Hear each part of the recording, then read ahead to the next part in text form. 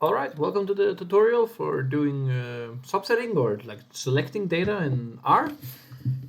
So we are going to be looking at data frames in R, which, yeah, well, that's a unique thing with R. They have data frames, and that's probably what you're going to be using mostly at the start of this at least, or if you're journeying in learning R.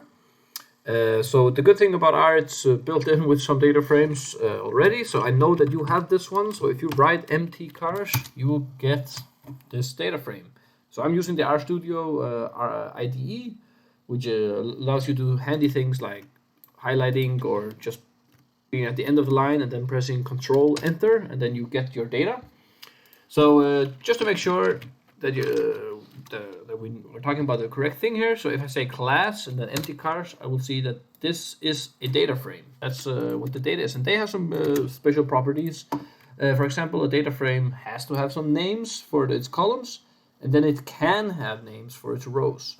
And then it also has to be square, so that just means, or rectangular, that just means that there can't be less values in the carburetor data than there is in the horsepower data. And yeah, this is about cars, so that's why we have carburetors, horsepower, draft, or whatever that means.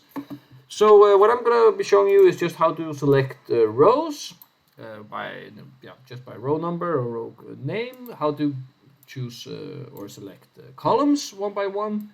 And then we'll be making a combination of those two and see what that does. And then we're going to be looking at something more interesting, like doing logical selection, so that it's kind of like filtering your data. So maybe it's like saying, oh, I only want the rows where miles per gallon is above 20, for example.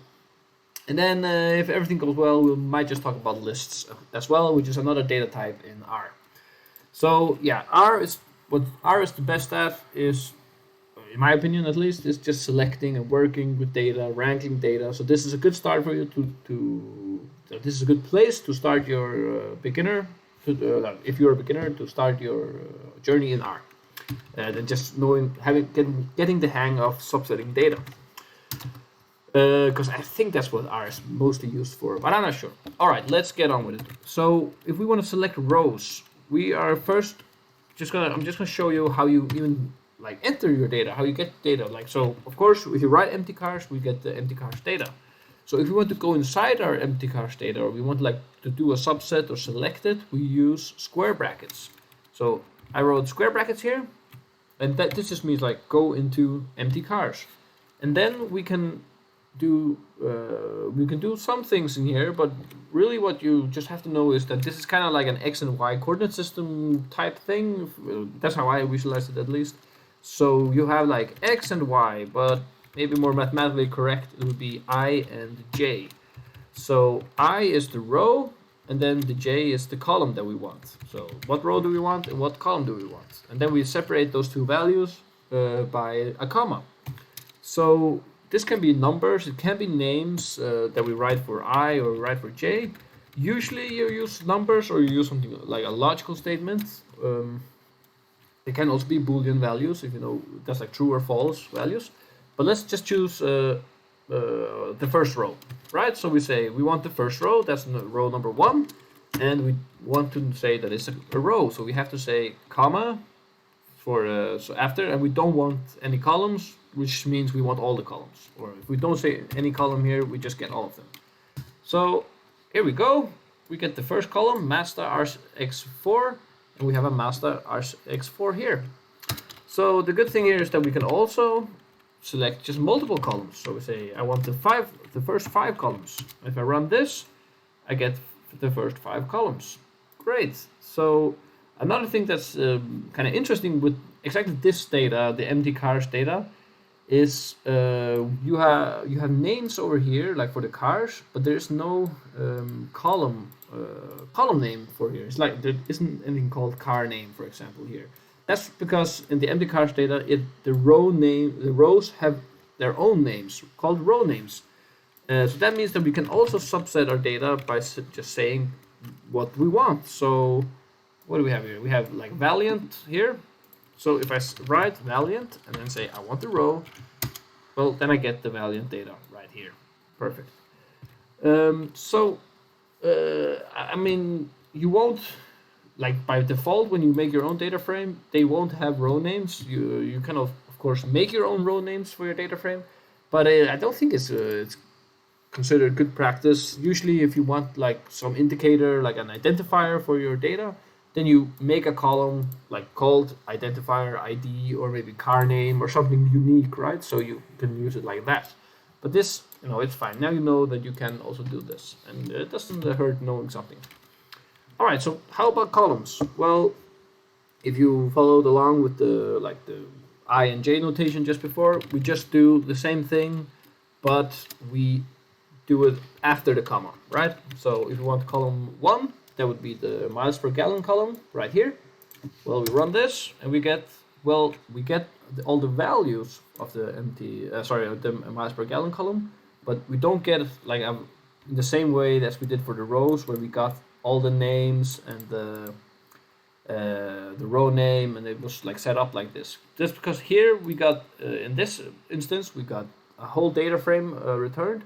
When we only call one column, we only get the data that's within that column. But if we then we want maybe the first 3 columns, here we do get a data frame, see, but it's just a shortened data frame or like a subset of data frame, even, right? So that's just important to consider, because you can be doing some. This could hurt you down the line or be a very annoying down the line if you are expecting values but you're getting a data frame or the other way around, right? And of course, we can also just say, give me the miles per gallon data, like that. And so another thing, just before, and now let's take a look at rows and columns. So here, if we just go up to, I'll write it again. So this. So here we have all our data. So say if we want like this data, we can kind of do it like a coordinate system, as I said before. So we want to go. This is like 5. How many rows down is this? 1, 2, 3, 4, 5, 6, 7. 7 rows down, I think. 1, 2, 3, 4, 5, 6. No, 8 rows down. And if we want this exact value, 146.7, well, then we want to go to the third column. So we can just say 8 down, 3 over. That's how I usually visualize it, and I get 146 right here. Of course, we can also just say, give me, so we get all the values here, and we can, of course, put more. We can just say this, give me these, and now we get a data frame when we have multiple columns. So this is how you select many of them. So one thing that I haven't mentioned yet about all these selections is the deselecting. That I should just say deselecting, or it pretty much just means the opposite of selecting.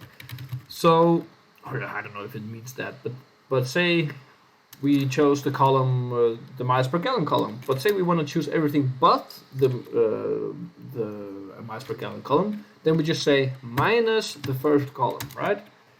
And now a little caveat comes here. We can't say, like if we want to have multiple columns like minus, we can't say, okay, minus 1 and minus 2 and minus 6 or whatever. What we can do is say minus, and then we put a vector in here. This is just a notation for atomic vector. So it just means that it contains a lot of numbers. And then we say we want 2, and here we want column 1, 2, and 5 to be. We want all the data except these columns. So just to show you, if I only run the vector like this, I get -1, -2, -5, and that's what we want, right? So I run these, and now these 3 columns aren't included in the data. And this is of course also the case for selecting rows. So I can say, I don't want the first 10 rows, right? Like that. So I don't get the first 10 rows. It starts from row 11 and goes down. Good. Yeah, so another really good thing about this is, and one thing that we probably would want to do if you keep on working with subsetting in R, is that you don't always want to like look at your data first and say, okay, this is the data I want, and then find out what kind of row it is, and then find out what column that data is in. what you want to do is say, okay, you want to search by the criteria. So say you want, like, yeah, as I said before, the miles per gallon data. You only want the rows where miles per gallon is above 20. This is what a logical subset would be, right?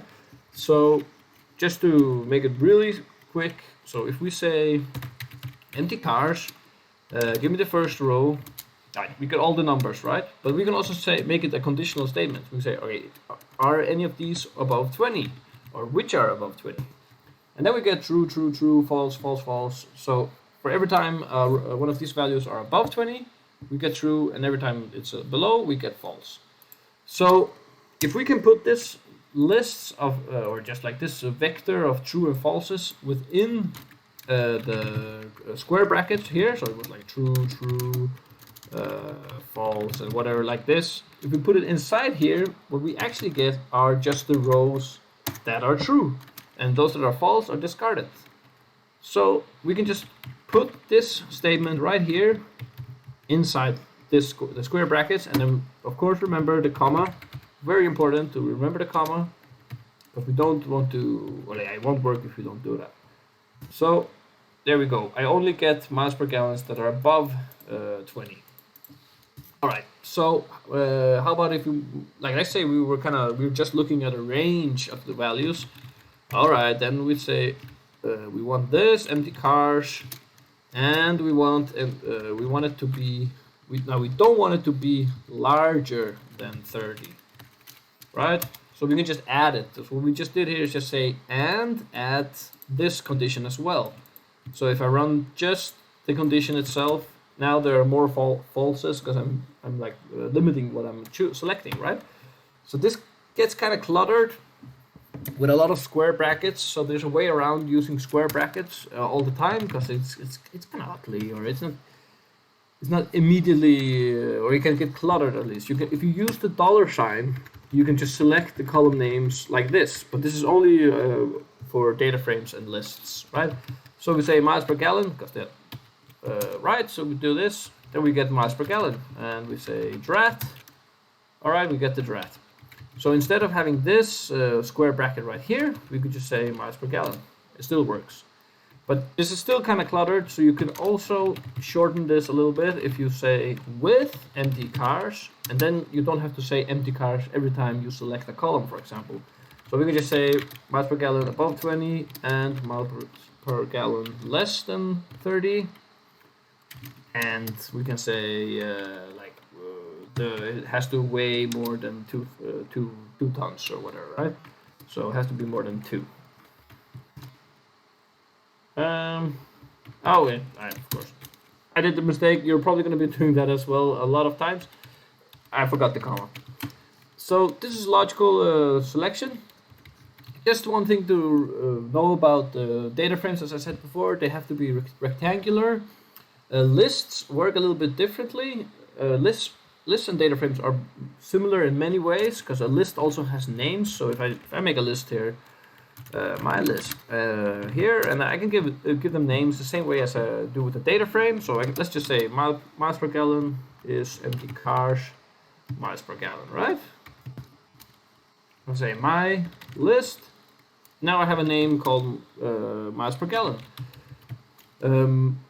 But the thing is, if I now want the cylinder data here as well, the data isn't connected the same way as the data frames are. So like I can't say give me all the data where, like, including cylinder, where miles per gallon was above 20. So, or not easily at least, or at least not in the same way that I did with data frames. But I can subset. That's the important thing. So I can say my list, miles per gallon larger than 20. Let's see what this does. So if I'm not this doesn't look very good. There's I'm like, it's kind of trying to select all of these things, because there's, like, if you remember, this says true false a lot of times, but my list, if you just look at it, is actually just 2 values that have vectors in themselves, right? So it was like, take this one, so it took all of the data here, and then it says, okay, true, take this one as well, and then it tried to take like all of these as well. or like that's why we got all these NAs right here, right? So I can subset, but I can't subset across the columns or like the names or the insides. So you might think, why would you ever use lists then?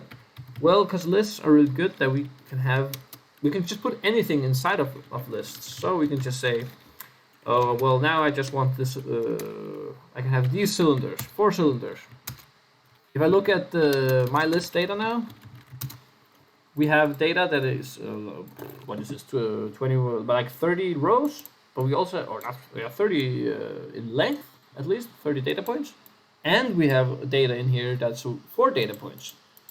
And that, you might not see a reason why to use that right now, but I promise you lists can be very handy in the future. I mean, I could even be as cheeky as just doing this. I could just put the empty cars data for the cylinder. I don't know why I would do that, but whatever.